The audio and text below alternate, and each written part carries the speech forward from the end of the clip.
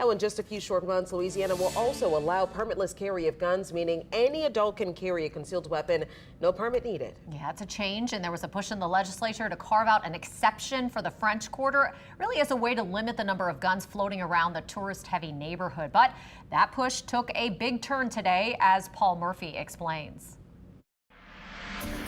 New Orleans leaders traveled to Baton Rouge to testify in favor of a bill by Senator Kirk Talbot, a Republican from River Ridge.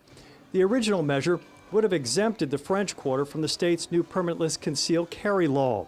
But before presenting the legislation, Talbot tacked on a substitute bill, stripping the proposed constitutional carry carve-out. I want to make clear in this bill, we are not restricting constitutional carry at all. What the bill now does is apply current restrictions on people who have a permit to carry to people who carry without a permit.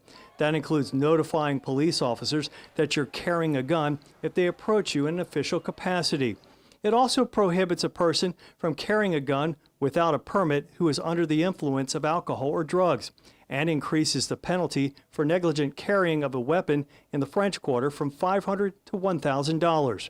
City Council President Helena Moreno was disappointed by the amendments. I will say that I do believe it is problematic not to have a carve-out to require a concealed carry permit like the original bill intended in the French Quarter area. New Orleans Police Superintendent Ann Kirkpatrick, who pushed for the whole city to be exempt from permitless carry, says the bill missed its mark. So it's still a big problem for New Orleans.